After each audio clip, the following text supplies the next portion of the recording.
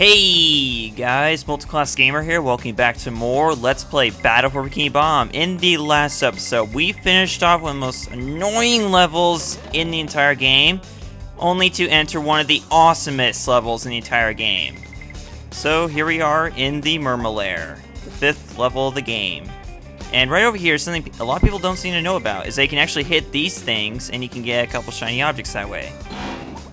I think it was either like 1 or 2. Yeah, you can just hit these things. A lot of people don't seem to notice that. And if they do, then I'm a very unobservable person. Even though I mentioned that in the previous episode, I mentioned that I'm extremely observant. It actually took me a while to figure out that you could hit these things, but oh well. Something else you can do is you can actually, whenever you see computers like this, there's actually like 2 or 3 of these. I think there's only 2, but still there's like 2 or 3 of these in this one area, Mermalair. You can actually hit these, causing like some syntax error on them, and you'll get a shiny object or 2 for doing that. It's just a little amusement thing, but still it's really cool when you get shiny objects, so it's worth it. Don't step on the red squares of the disco floor. Yeah, this is kind of a new gimmick that you'll be seeing. I think you'll only be seeing it in this level, but correct me if I'm wrong on this, but I'm pretty sure this is the only time you will see anything like this in the game. Now, this gimmick right here will actually be reused in a layer game. You guys probably know what I'm talking about. I don't know if you do or not, but I'm gonna assume you do.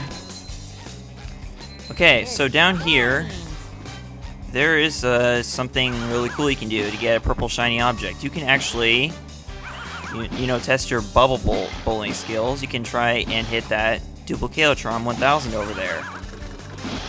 If you succeed, then you will get a purple shiny object. Yeah, I did just fine there. Perfect. Right there. Okay. Now, as I mentioned before, purple shiny objects are worth 50 shiny objects. So if you need purple shiny if you need like a quick burst of shiny objects or whatever, then that would be a good thing to do if you haven't done it already. These poles are power generators. Don't touch them or the energy beam. Kids that this game is aimed at should know by now that electricity is bad. What we got here?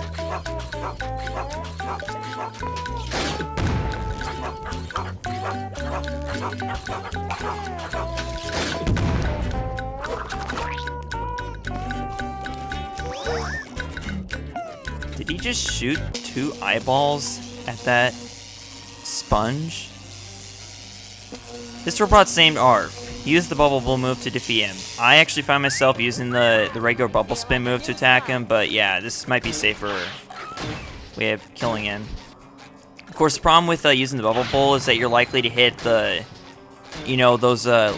those dog robots that he's, forming. So yeah, those might be a problem when you're trying to hit him, is that they will get in the way when you're trying to hit him. So I find it easier just to do that, Sure, you will most likely take a hit when you do that, but it's, I don't know what to say. It's just easier to hit him with close range, but apparently that's not proven to be the case for me.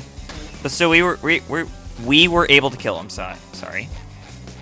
Okay, something else I should mention now that we're here. Okay, I was right. There's 3 of these computers. Okay. Yay! I caused an error and got paid for doing so.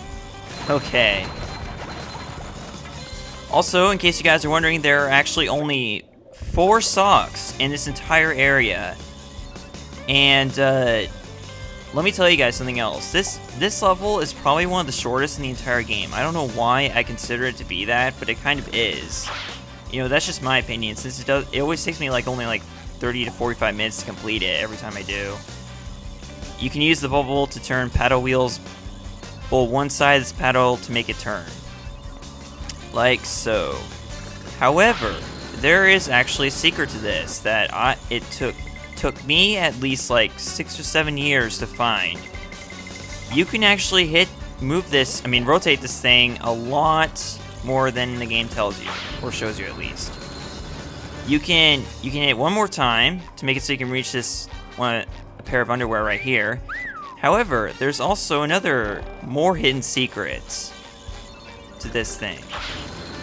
If you hit it 2 more times, it will allow you to reach a hidden bungee hook right here. And this bungee hook will take you to one of the 4 socks, the Mermalair. Yes, this sock right here took me years to find. I don't know how I did, but somehow I did. And not only that, but it took me even longer to figure out that you had to use this thing to get to the bungee hook. I always tried to jump to it from over here, and that would just end up committing suicide just to get the sock. So yeah, probably not the smartest idea, but still I got the sock either way. Even though I committed suicide and had to start over from where it was, I still got the sock, so yay on that. Also over here, there's something really cool you can do.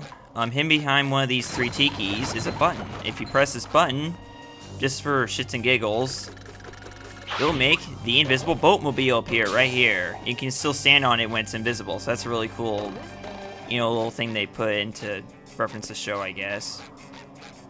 So let's continue on now.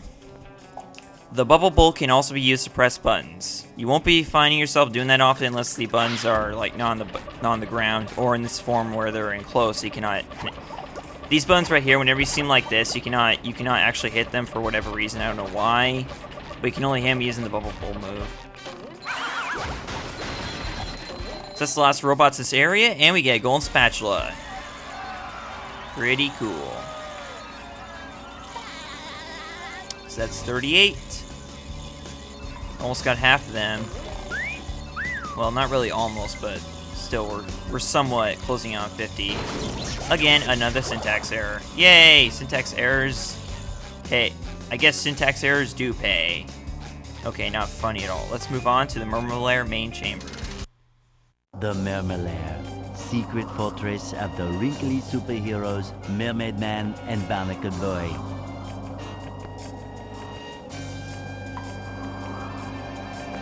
Squidward, am I happy to see you? And not just the kind of happy you feel in the front of your knees, but the kind of happy you feel in the back of your elbow. Oh, you'll never believe what's been happening. Yeah, I've already been briefed by the geriatric duo. Those 2 old coots sent me in to get updated with the Mermalair computer. But since you're here now, I'll let you do it. It's right over there. But wait, Mermaid Man and Barnacle Boy said that it was up to SpongeBob to turn down the security system. So why did they send in Squidward? Good question. Oh, look at this place. I mean, please. Would it kill them to lay down a few throw rugs? And all this wasted space? How did those 2 old fogies make all this? Oh, that's easy. In episode 27, the Mermalair is invaded by the digging monsters of Bermuda, and then... Never mind. Oh, great. There goes SpongeBob with his nerdy personality. Okay. So as you can see, we got a throw for right here, and one of Patrick's things. I forgot what those things were called. Teeter-totter or something? Yeah, something like that. So let's hit this. Dang, I forgot what those things were called. Wow, I really need to start paying attention to the tutorials they give you in this game, because that would help a lot. All right, so let's see what we got over here. First of all, now. Over here, you're gonna want to switch to Patrick. So since we play as Sandy and Rock Bomb, obviously we know that we're gonna be playing as Patrick in this level, which is fitting because Sandy's not a fan of Mermaid Man Barnacle Boy, but SpongeBob and Patrick are, so it makes sense they had to have Patrick in this level. I've got a job for somebody who can throw things. Leave it to us. I'm great at throwing things. All you have to do is pick up a throw fruit and throw it into each of those funnel machines. Nah, you should have just called like one of the throwers you have on the track team at my school. They're way better than Patrick. No offense to Patrick, or fans of Patrick. Throw the throw fruit? No, throw the throw fruit. Throw the tilted. You might want to be quick about it. I tend to explode. I mean, they tend to explode. What the hell? I tend to explode. Oh my god. Okay. So this mission is actually somewhat difficult. It's difficult depending on which path you take, and you're gonna have to take all three and get the golden spatula, but for this first one, it's not so bad. You just have to avoid these balls right here as you go down this path right here, which is not too bad at all, and then you just have to press the button. And I failed miserably. Yeah, you have to make sure that you're aiming at the button, so... Oh, crap, crap, crap, please don't poke me with your balls. Okay, let's try that again. SpongeBob's underwear fits quite right. Best friend's underwear always fits right. Okay, let's try this again. Let's actually hit the button.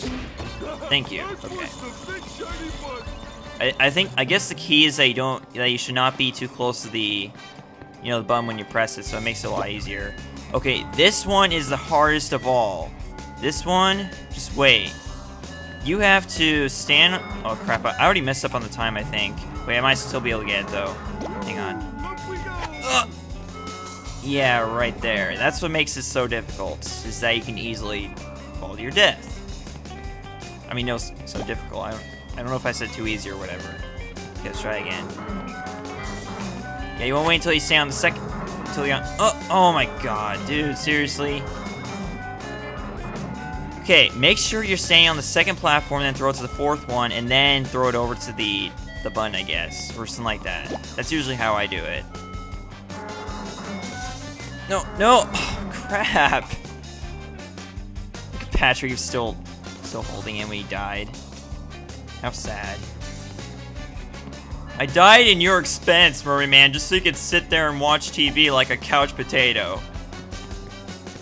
I am so not funny at all today. No, no, no! Dude. Okay, okay. You're fine, you're fine. No, no! Not so fine anymore.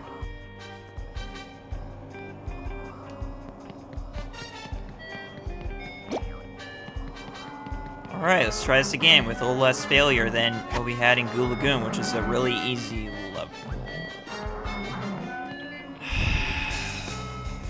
This is gonna be a long day. For the love of all things pink and green!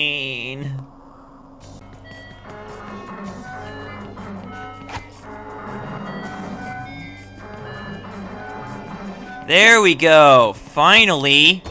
Took me long enough. Okay. Now, next one is also not... Well, actually, that one was so bad. But I mean, like, along with, this one, the one with the disco floor is not that bad either. Okay. Basically, you just have to stay, follow the pattern of this disco floor here. And you have to be careful not to go the wrong path. And at the right time, you have to hit the funnel machine. You're not actually going to have enough time to complete the pattern before you get to the end, you're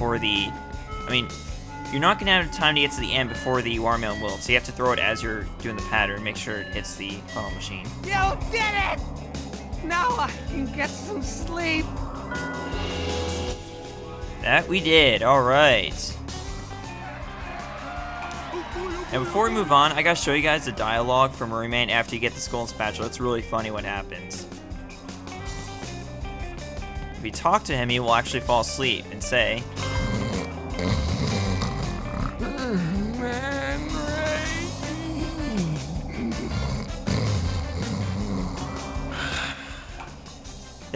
There's your nightmare fuel for the night. Thank you. Okay. That was not funny at all. Do you want to feed the clam 2,300 shiny objects to activate a Patrick Teetar? Sure thing.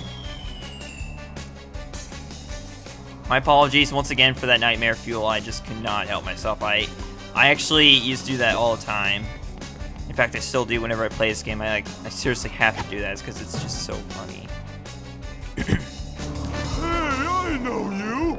You're that guy! Yay for that guy! We're gonna need a lot more power to activate the hydroacoustic Doppler modulator. Do you think you can handle this? I can see Squidward's house from up here. And he's not wearing any pants. Oh wait, he never wears pants. Now listen up. There are 8 cylinders over there. If you throw something at the cylinders, it'll turn around to the power side. Turn all 8 cylinders around to the power side and I'll give you a reward. Sorry, what was that? I was watching Squidward. Just start turning those cylinders. Alright, fair enough, let's get to that. But first, we have a button right here. Now, you're gonna see something come up here. This is 1 out of 4. This is 1 out of 4 buttons you have to press. These are actually for later, okay? But either way... Oh, there I go again saying either way. Dude, stop. Seriously, stop. Okay. So in order to shut down the security system, you have to press 4 buttons, and that's the first one of those 4. So once we get to the Mermalair computer, it's gonna, you know, say what I've already told you guys, basically. So this mission's actually a lot simpler than you think it is. Basically, all you have to do, and this is why a lot of people think it's really difficult, is because it turns 3 cylinders at once. Like, it turns the cylinder that's next to the button that you press, and the two surrounding it. Now, here's all you have to do to make this mission really easy. All you have to do is just press the buttons in this order. Just go in the circle, pressing each button. There you go. That's all you have to do. I don't know if it seemed difficult to everyone out there, but it did to me, like, when I first did this mission. So it's probably just me. I don't know. Maybe everyone figured out right way. You can just simply do this, but I don't know. You can also press this button right there to reset them, but that's all you have to do.